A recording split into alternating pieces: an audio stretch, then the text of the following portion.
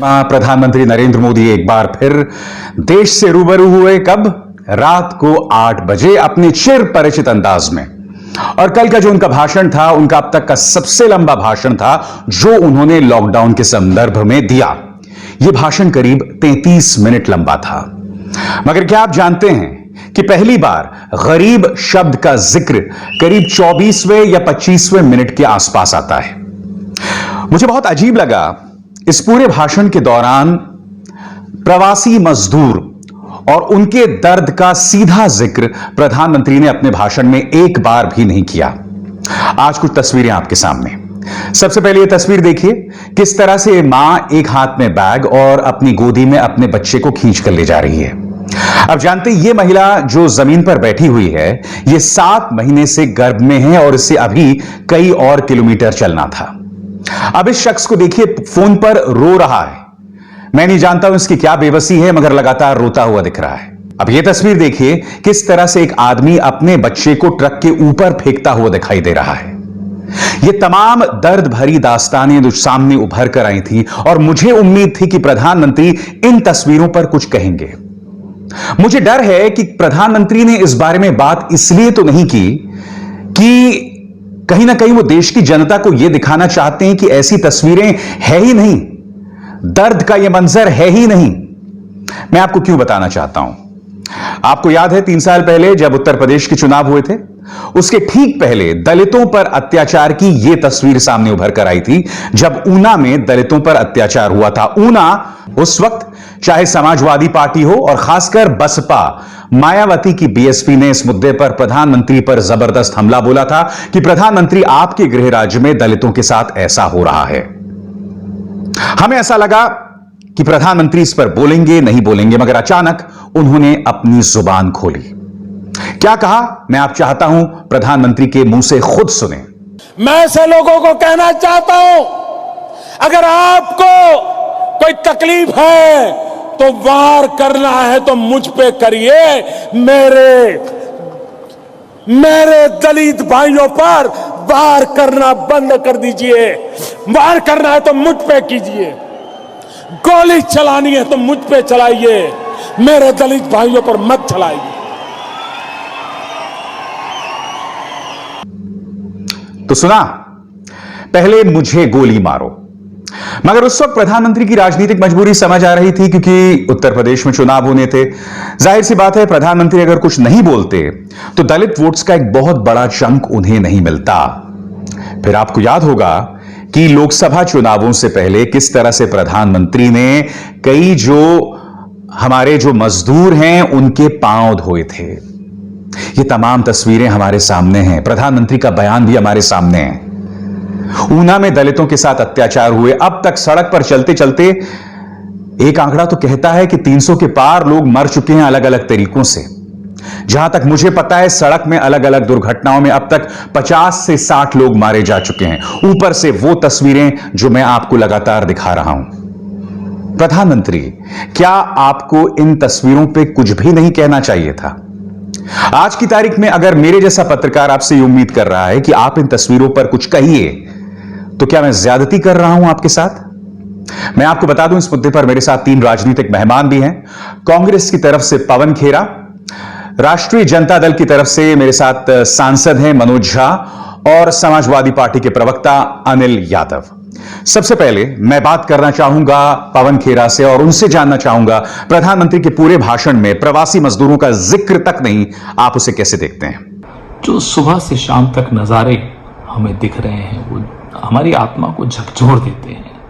वो नजारे, लोग पैदल चल रहे हैं, हजारों किलोमीटर का रास्ता तय कर रहे हैं, पांव में चप्पल नहीं है, पेट में दाना नहीं है, आंखों में उम्मीद नहीं है।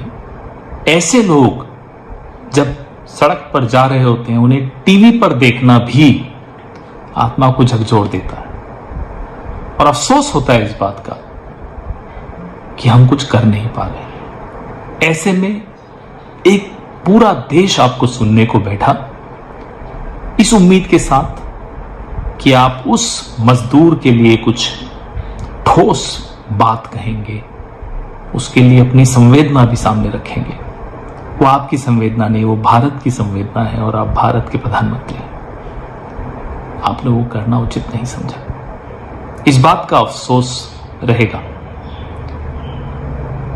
ये वही मजदूर हैं, ये वही वर्कर्स हैं जिनको आपने एक वादा किया था जब आप उड़ान स्कीम लाए थे। माफ कीजिएगा, पुराने भाषण कचोटते हैं आपके, कि मैं उन चप्पल पहनने वाले लोगों को हवाई जहाज में बैठाना चाहता हूं।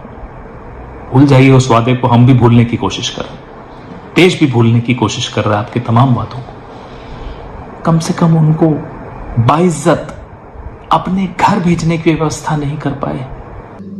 बिहार, जी हां, अधिकतर मजदूर जो हैं बिहार से हैं और उनकी दर्द भरी दास्तानें सामने उभर कर आ रही हैं। उत्तर प्रदेश के मजदूरों की दर्द भरी दास्तान उभर कर आ रही है। क्या कहना है बिहार से राष्ट्रीय जनता दल के सांसद मनोज झा का, सुनिए। कल मैंने माननीय प्रधानमंत्री जी का पूरा भाषण सुना। 20वें 24वें मिनट 25वें मिनट में संभवतः एक बार जिक्र आता है, जिन प्रवासी मजदूरों की छवियां हमने देखी, डरावनी थी वो छवियां। बटा हुआ दिखा मेरा मुल्क, जहां 10% लोगों के लिए लॉकडाउन एक प्रिविलेज की तरह हो रहा था, वहां एक बड़ी आबादी के लिए ना कोई सोच, ना कोई समझ, ना कोई संवेदना। जब दबाव पड़ा तो आप आनंद फानन में ट्रेनें चलाने की अपनी बात की। क्या प्रधानमंत्री जी ने देखा नहीं होगा कि हवाई चप्पल के बदले मिनरल वाटर की बोतल को रस्सी से बांध करके लोग सड़कों पर चल रहे हैं? ये कौन सा हम नया भारत कर रहे हैं? क्या हमारी सारी सामूहिक संवेदना, संचेतना खत्म हो गई है? समाजवादी पार्टी, जैसे कि आप जानते हैं, एक स्टेक होल्डर है उत्तर प्रदेश की सियासत में, और समाजवादी पार्टी ने भी इस मुद्दे पर जबरदस्त हमला बोला है। क्या कह रहे हैं अनिल यादव, आप खुद देखिए। प्रधानमंत्री जी, जब 33 मिनट तक आपने भाषण दिया, क्या उस 33 मिनट में 1 मिनट भी आपको नहीं लगा कि उन मजदूरों की बात होनी चाहिए, उन गरीबों की बात होनी चाहिए जो सैकड़ों किलोमीटर, हजारों किलोमीटर पैदल चल रहे हैं अपने घर जाने के लिए? ना उनके पास खाने के लिए कुछ है, ना उनके पास जाने की कोई व्यवस्था है। हमने देखा कि कैसे गर्भवती महिलाएं पैदल चल रही हैं सैकड़ों किलोमीटर, कैसे कोई 2 साल के बच्चे को अपने साथ में लेके महिला चल रही है, वो माँ क्या बीत रही होगी उस पर। क्या इन मजदूरों के बिना आप भारत को आत्मनिर्भर बना पाएंगे? मैं एक और चीज जानना चाहता हूं, कल आपने 20 लाख करोड़ का जो जिक्र किया, जो पैकेज की बात हुई, हालांकि ऐसे वादे हमने पहले भी बहुत सुने हुए हैं, 15 लाख का वादा भी सुना, बिहार को पैकेज, और ना जाने कौन कौन से प्रदेशों को आपने पैकेज का जुमला दिया। लेकिन फिर भी जब आप 20 लाख करोड़ की बात कर रहे हैं, क्या आपको नहीं लगता कि चंद रुपए उसमें से उन मजदूरों के लिए होने चाहिए थे, उनके रेल के किराया माफ करने के लिए होने चाहिए थे, जो कि आज पैदल चलने के लिए मजबूर है? या इसे यूं समझा जाए कि प्रधानमंत्री जी, आपको मजदूरों की याद सिर्फ और सिर्फ तब आती है जब चुनाव आता है? तो ऐसा नहीं कि सिर्फ मनोज झा, पवन खेरा और अनिल यादव, जो कि इन पार्टियों के सदस्य हैं, वही ये बात बोल रहे हैं। मैं सबसे पहले आपको बताना चाहूंगा कि इस मुद्दे पर जैसे ही प्रधानमंत्री ने भाषण दिया, तो बिल्कुल यही मुद्दा राहुल गांधी ने भी उठाया, गरीबों के दर्द का। सुनिए। बच्चों को चोट पहुंचती है, मां रोती है। ऐसी कोई भी मां नहीं है जो जब अपने बच्चों के दिल में दुख होता है वो रोती नहीं है। आज भारत माता रो रही है क्योंकि भारत माता के करोड़ों बच्चे, बेटे बेटियां सड़कों पे हजारों किलोमीटर चल रहे हैं, भूखे प्यासे चल रहे हैं। मैं सरकार से विनती करता हूं, इनको आप घर पहुंचाइए, इनके बैंक अकाउंट में पैसा डालिए और इनके रोजगार के लिए स्मॉल एंड मीडियम इंडस्ट्री को आप एक जल्दी से जल्दी पैकेज दीजिए। अब मैं आपको बताना चाहता हूं कि समाजवादी पार्टी के मुखिया अखिलेश यादव ने इस मुद्दे पर क्या ट्वीट किया है। अखिलेश यादव ने, जैसे कि आप देख सकते हैं यहां पर बाकायदा तस्वीरों के साथ यह ट्वीट किया है। देश के मजदूर गरीब अपनी विपदाओं के लिए प्रबंध की उम्मीद कर रहे थे, लेकिन उन्हें सुनने को मिला केवल निरर्थक निबंध। क्या आधे घंटे से भी ज्यादा समय में सड़कों पर भटकते मजदूरों के लिए एक आध शब्द की संवेदना की भी गुंजाइश नहीं थी? हर कोई सोचे, असंवेदनशील, दुर्भाग्यपूर्ण। मैंने अक्सर कई बार कहा है दोस्तों, जब एक खतरा सामने से उभर कर आ रहा है, तो या तो हम उस खतरे का सामना करें छाती चौड़ी करके, 56 इंच की छाती के साथ, मगर एक दूसरा तरीका है, और खासकर पिछले 5 सालों से यह तरीका काम आ रहा है, और मैं आपको बता रहा हूं क्यों आ रहा है वो काम, कि आप शुतुरमुर्ग की तरह अपनी गर्दन को रेत में दफन कर दें, खतरा अपने आप गायब हो जाएगा। ऊपर से क्या है, मीडिया है आपके हाथ में, वो बिकी हुई, घुटने पर रेंगती हुई जो मीडिया है, वो इन समस्याओं की तरफ आपका ध्यान ही नहीं खींचेगी। जाहिर सी बात है, इस मुद्दे को लेकर अगर प्रधानमंत्री कुछ ना भी कहना चाहें तो कुछ नहीं होगा, क्योंकि इस वक्त हेडलाइन मैनेजमेंट हो चुकी है। सब कह रहे हैं 20 लाख करोड़ का पैकेज है, 20 लाख करोड़ का पैकेज है। मैं आपको बताऊंगा इंडियन एक्सप्रेस की एक पड़ताल से कि 20 लाख करोड़ का नहीं, संभवतः यह सिर्फ 4.2 लाख करोड़ का पैकेज है, और ज्यादा से ज्यादा 10 लाख करोड़ का पैकेज है। मगर उससे पहले पैकेजेस की अगर हम बात कर रहे हैं, 20 लाख करोड़ की पैकेज, तो एक पैकेज की मैं आपको याद दिला दूं। याद है 2015 बिहार के चुनाव, उस वक्त सियासी समीकरण अलग थे। नीतीश जी बैठे थे लालू जी के साथ। क्या कहा था प्रधानमंत्री ने उस ऐतिहासिक रैली में, आप खुद सुनिए। मैं आज बिहार के पैकेज की घोषणा यहीं से करना चाहता हूं। करो करो 50,000 करोड़ की ज्यादा करो, 60,000 करोड़ की ज्यादा करो, 70,000 करोड़ की ज्यादा करो, 75,000 करोड़ की ज्यादा करो, 80,000 करोड़ की ज्यादा करो, 90,000 करोड़ की ज्यादा करो। मेरे भाइयों बहनों, मैं आज वादा करता हूं, दिल्ली सरकार कान बराबर ठीक रख के सुन लीजिए, दिल्ली सरकार 1.25 लाख करोड़ रुपए का पैकेज देगी। 1.25 लाख करोड़ रुपया बिहार का भाग्य बदलने के लिए, 1.25 लाख करोड़ रुपया। मेरे भाइयों बहनों, मैं आपका मिजाज देख रहा हूं, हर कोई खड़ा हो गया है। आप मुझे आशीर्वाद दीजिए, आप मुझे आशीर्वाद दीजिए मेरे भाइयों बहनों। 1.25 लाख करोड़ रुपया बिहार का भाग्य बदलने के लिए। इसी मुद्दे पर तल्ख प्रतिक्रिया दे रही है राष्ट्रीय जनता दल। राष्ट्रीय जनता दल का मानना है कि प्रधानमंत्री ने सिरे से इससे पहले भी इस तरह की बातें की थी, और ये जो पैकेज है और उस पैकेज में कोई फर्क नहीं है। क्या कह रहे हैं मनोज झा, खुद सुनिए। मुझे तो कई दफा डेजावू होता है, बिहार में भी ऐसी ये घोषणा फलाना फलाना लाख करोड़, तब नीतीश जी हमारे साथ थे, उन्होंने कहा भी कहां गया उसे ढूंढो। आज भी हम वो आंकड़ा वो पैसे ढूंढ रहे हैं। क्या नीतीश जी नहीं समझ रहे? मेरा मानना है कि इस पूरे पैंडेमिक में एक चीज तो साफ हो गई है, कोरोना से हम जीत के निकल रहे हैं, निकल जाएंगे, उम्मीद है। लेकिन ये जो हमने अपने हिंदुस्तान को साफ 2 भागों में बांट दिया, एक इंडिया ऑफ प्रिविलेज और एक भारत ऑफ अनप्रिविलेज्ड, उसके लिए कुछ नहीं, वो ताली थाली तक ही सीमित है। हेडलाइन मैनेजमेंट शुरू हो गई है पिछलग्गू चैनल्स के जरिए। सभी चैनल्स एनडीटीवी भी, न्यूज 18 भी, जी न्यूज भी, एबीपी न्यूज भी, सब जो हैं ये कहने की कोशिश कर रहे हैं कि साहब ये तो 20 लाख करोड़ का पैकेज है। मैं आपके सामने एक तस्वीर पेश करना चाहूंगा, और यह तस्वीर जो है वो इंडियन एक्सप्रेस की इस पड़ताल के जरिए सामने आई। आपकी स्क्रीन पर ये तारीखें 6 फरवरी, 27 मार्च, 17 अप्रैल और 27 अप्रैल। क्या आप जानते हैं इस दौरान रिजर्व बैंक ऑफ इंडिया अतिरिक्त लिक्विडिटी यानी कि अतिरिक्त पैसा सिस्टम में डालता है? जी हां, और उसके बाद 27 मार्च को 1.7 लाख करोड़ का वित्तीय पैकेज वित्त मंत्री निर्मला सीतारमण देती हैं। अब इन सभी तारीखों को जो पैकेजेस का ऐलान हुआ उस सबको आप मिला दें तो ये सब आपके स्क्रीन पर जीडीपी का 4.8% होता है। और जानते हैं कितने रुपए? 9.74 लाख करोड़ रुपए, यानी कि करीब 10 लाख करोड़ रुपए की घोषणा तो पहले ही हो चुकी है। अब इंडियन एक्सप्रेस एक और चीज कहता है, देखिए बोरोइंग्स को लेकर, यह शब्द पर गौर कीजिए, बोरोइंग सीलिंग। बोरोइंग्स को लेकर एक सीलिंग होती है जिसके चलते सरकार अब सिर्फ 4.2 लाख करोड़ रुपए ही जारी कर सकता है। तो बकौल इंडियन एक्सप्रेस ये 20 लाख करोड़ का पैकेज नहीं है बल्कि 4.2 लाख करोड़ का पैकेज है। और अगर ज्यादा से ज्यादा हुआ तो जैसे कि अब तक करीब 10 लाख करोड़ जारी हो चुका है, उसके बाद ये 10 लाख करोड़ का पैकेज है। मगर मीडिया को बहुत अच्छा लग रहा है 20 लाख करोड़ के पैकेज की बात करने का, तो एक तरह से यह शगुफा आपके सामने छोड़ा गया है। यही नहीं, प्रधानमंत्री ने अपने इस भाषण में किसकी बात की है?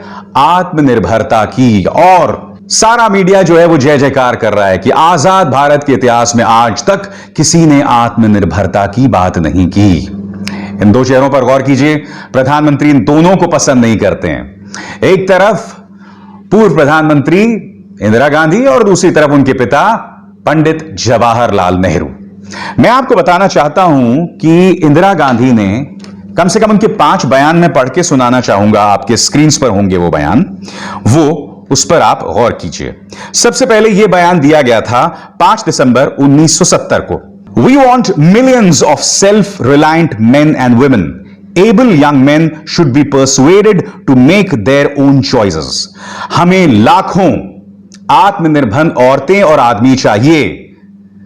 काबिल युवा लोग जो हैं उनके पास ये आजादी होनी चाहिए ताकि वो अपनी चॉइसेस, अपने अवसर खुद बना सकें। उसके बाद 24 April 1968, the attainment of self sufficiency is one of the central themes in our programme. हम आत्मनिर्भर बन सके, यह हमारे कार्यक्रम का एक बहुत अहम हिस्सा है।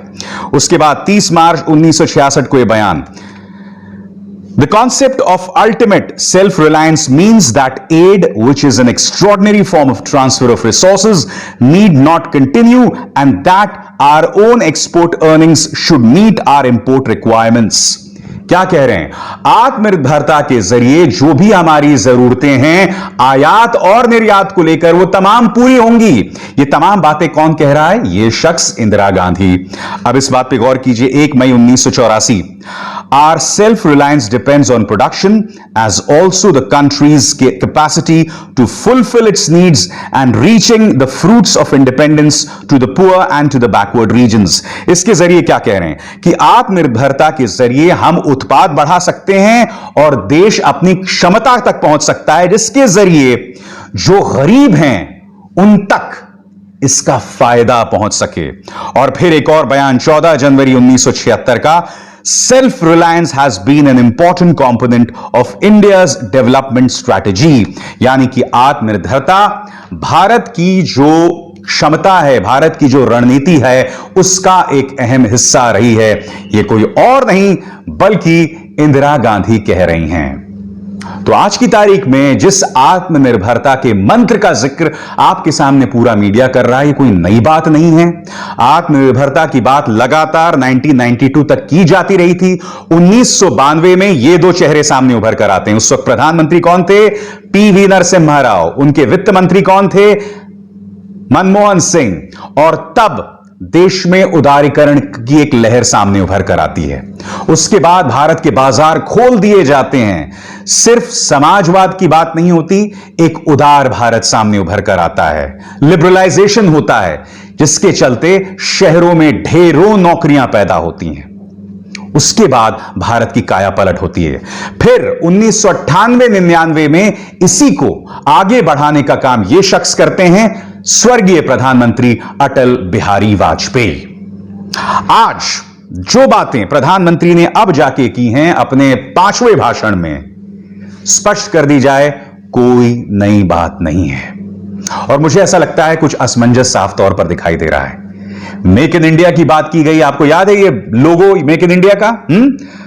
शेर का लोगो, यानी कि इतना जबरदस्त लोगो, मगर उसके बाद में मेक इन इंडिया कहां उड़नछू हो गया, किसी को पता ही नहीं चला। जी हां, उसको लेके मंत्रालय बना, मंत्रालय के चेहरे भी हुए, मगर फिर गायब। तो मैं यही जानना चाहता हूं, यही मेरे को चिंता है कि प्रधानमंत्री ने बड़ी बड़ी बातें तो जरूर की हैं, मगर हकीकत यह है कि क्या हकीकत और असलियत में फर्क तो नहीं है, कथनी और करनी में फर्क तो नहीं है। चिंता मुझको यह है।